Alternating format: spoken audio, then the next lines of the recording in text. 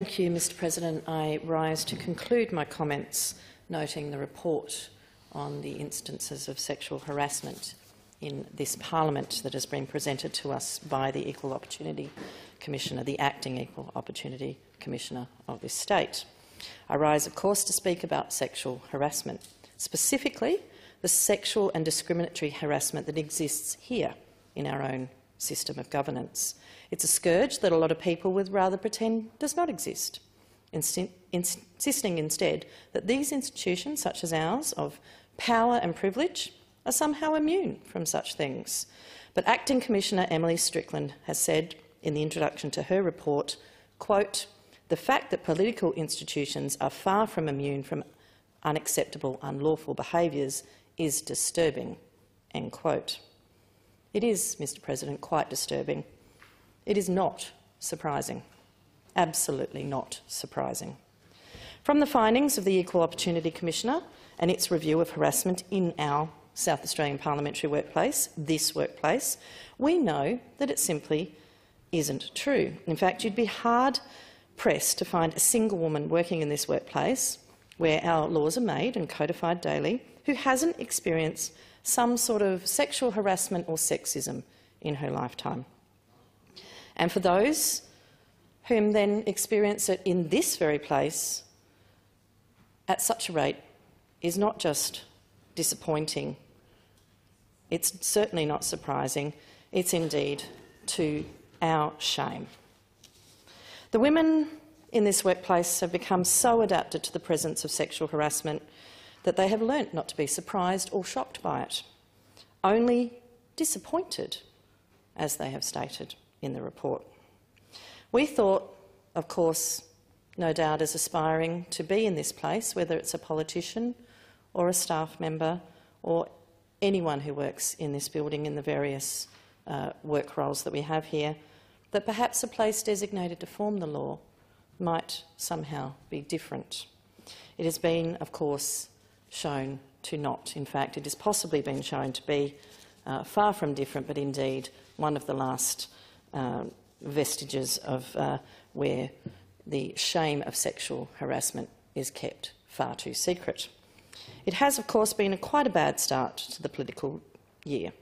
The federal government's own handling of alleged sexual harassment, both the historical and indeed the more recent, being so poorly managed, and our own Prime Minister, the leader of this nation, demonstrating himself to be completely lacking in either empathy for the women of Australia or indeed potentially respect for the women and girls of Australia in his response on Monday to the tens of thousands of those marching against misogyny, those women and girls and men and boys who marched this Monday. The words of the Prime Minister in response to that protest to feign admiration that, at least in this country, we weren't going to be shot. Those words, I think, as we march for justice, as we march for an end to violence and sexual harassment, that we were lucky that we would not be met by bullets, show that the Prime Minister has a lot more to do in terms of his empathy training. Are we supposed to feel grateful for not being shot? Are we supposed to be grateful that at least we were allowed to march against misogyny and disdain on Monday, that our own government wouldn't kill us for the privilege? Of course, that is exactly what we are made to feel. We are made to feel that we should be showing gratitude. Gratitude for the benevolent sexism that allows us to speak, even if it concurrently mocks and trivialises almost everything we say. I point to the federal parliament because, as supported by the findings of this South Australian report, it would be an act of great hubris indeed to pretend that our own hallowed halls here are any less filled with contemptible acts of sexism and harassment than other parliaments. But we must remember that as we consider our next steps.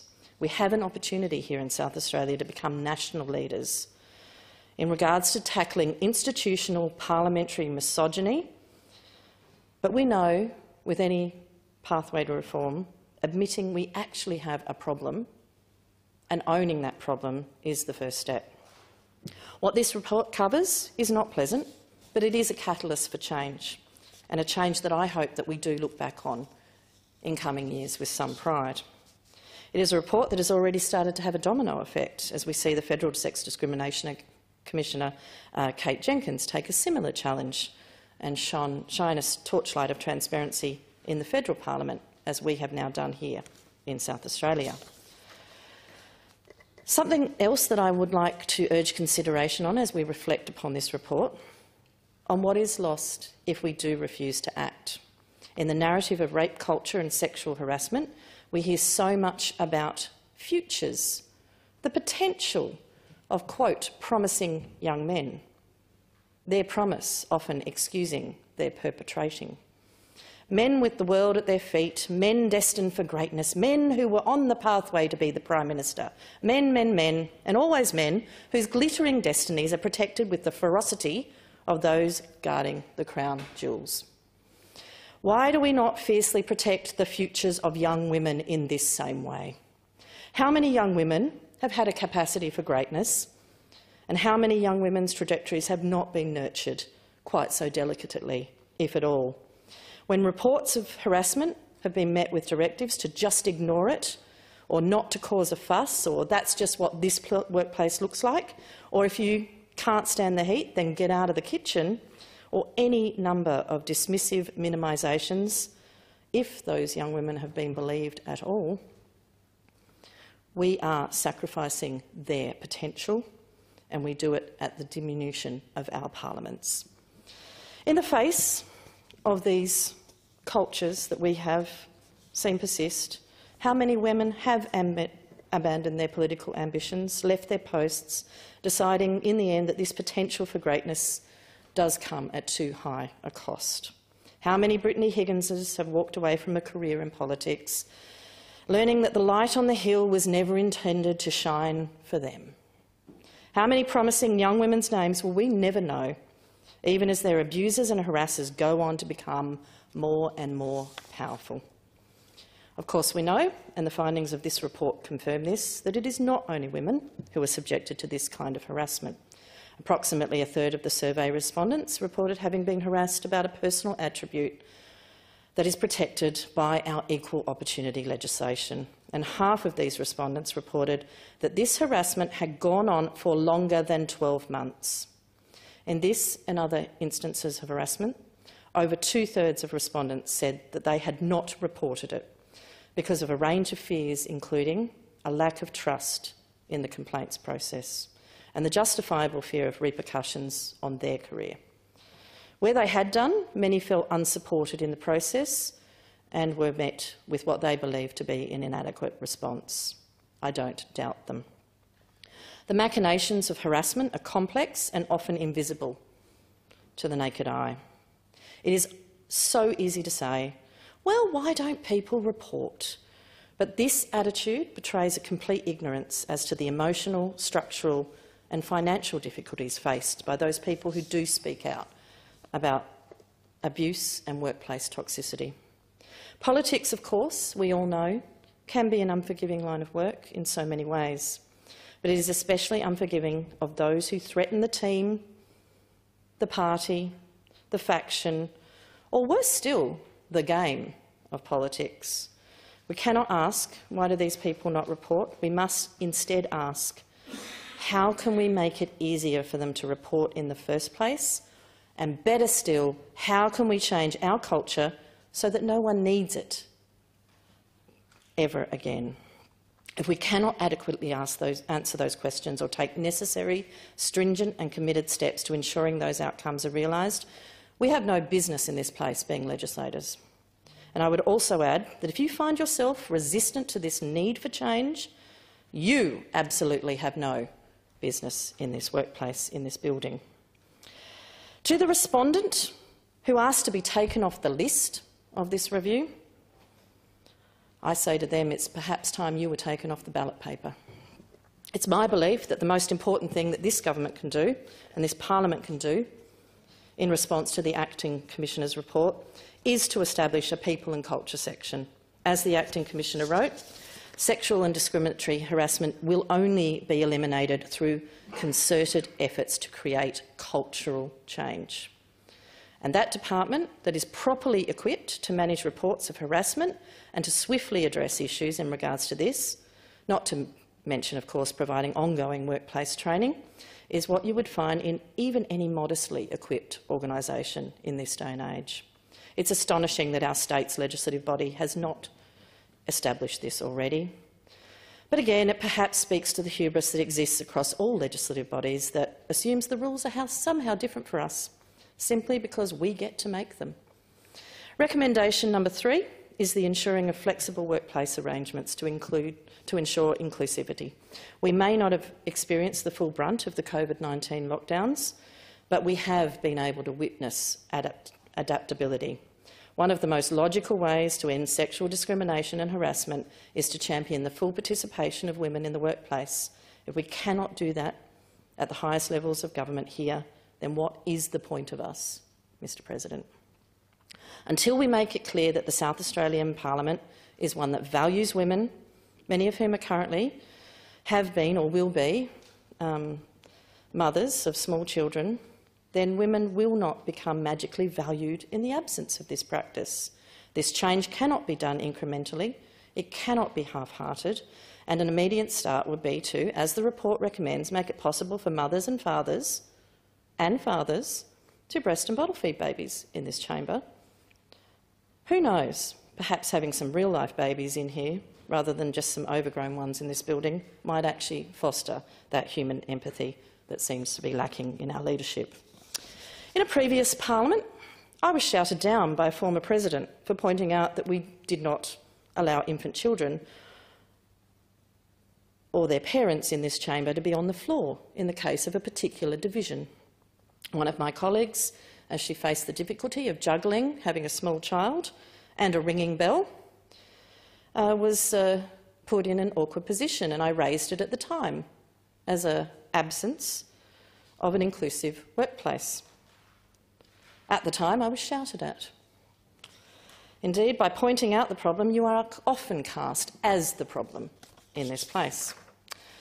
But believe me, the newfound conversions of those who I've seen at the rally on Monday to see this place purged of sexism, of sexual harassment and arcane practices,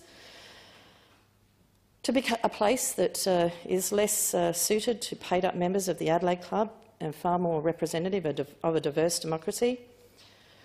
I've seen their hypocrisy and it has felt suffocating. But at least it shows we can actually change, Mr President. Cultural change is actually quite easy to institute, even the cultural practice of sexual harassment.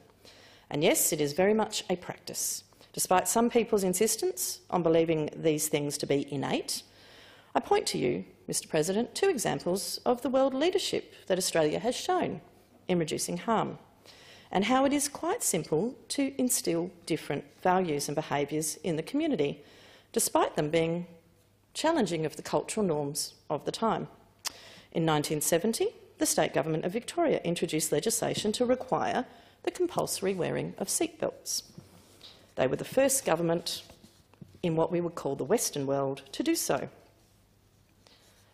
It was faced with horror, but within 14 months the rest of Australia had followed suit, and within 7 years seatbelt wearing rates had increased to 90% in our community. Who knows how many lives that has saved as a result of Victoria's then zero-tolerance approach to ensuring cultural change. Similarly, state-based campaigns to curb smoking have been enormously effective, Mr President. In 1999, the South Australian Parliament enforced a ban on all indoor dining areas. By 2004, amendments to the Tobacco Products Regulation Act 1997 saw that smoking was banned in all enclosed public places, workplace and shared areas. Did the public love it? Not so much. At the time, there was a visceral level of outrage. You can't ban smoking in restaurants, they said. People love to smoke after a meal, they said. But they adapted, and quickly. When smoking was banned inside pubs and clubs 5 years later, the response was similarly incensed but then accepted. You can't ban smoking in pubs, they'd cried, and people love a cigarette with a drink, and you're infringing on their rights, and this is a nanny state. But they did adapt, Mr President. And if one were to stroll down Rundle Mall right now and pop into a coffee shop or a pub, order a drink and then light up a cigarette inside, not only would they be swiftly interrupted and told to put it out, but the people around them would look on in horror, because it's simply not done anymore. It was something as pervasive as sexual harassment continues to be in this place, but it is also something that we can change with a zero-tolerance approach. I have to ask, as do many millions of women around this country, why it seems so much more impossible to adapt cultural thinking around sexual and discriminatory harassment than it does to smoking or wearing seatbelts. They cause harm. Sexual harassment and sexism causes harm. I can't understand, indeed, why one would want to perpetuate the presence of sexual harassment. Indeed, it's one that makes one scratch your head and wonder why. Is sexual harassment that enjoyable for the perpetrators? Because the logical answer, Mr President, at the moment seems to be yes. And if the body responsible for creating the legislation in this state includes among its number people who enjoy harming others through sexual and discriminatory harassment, then we do have a big problem. But it is a problem that we can change. But I've got to tell you, Mr President, it's not enjoyable for the victims and the survivors. It was not enjoyable for me. It was never enjoyable for me. Not a single one of the times I, like so many women in this place, experienced insults or rumours, cracks about karaoke, tweets with representations of vaginas come to mind, and they are certainly not covered in this report.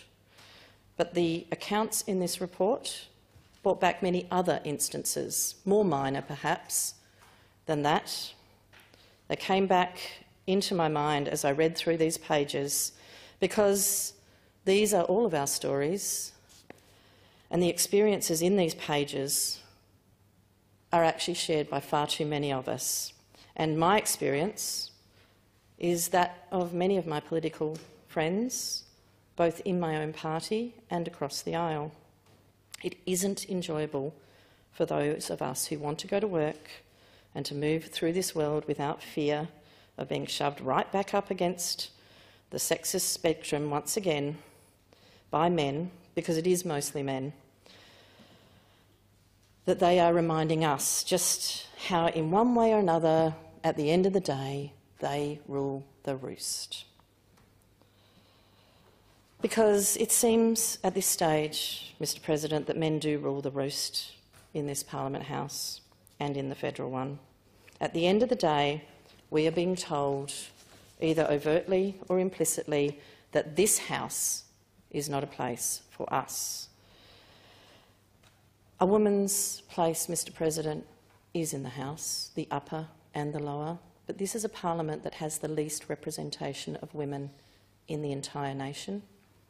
And while that is changing and improving, I think that has added much to the culture of this place. And Mr President, I am tired and I am angry, just like the women were on Monday when they took to the streets. I'm so angry at the treatment of women that some days in this place I feel it difficult to breathe. I watched Jasmine Kaur and have her body found in the Flinders Ranges in the last 2 weeks, and I am angry that we see women stalked and not taken seriously. I'm angry that in this House of power and legislation that we see women treated with disrespect and sexism and not taken seriously.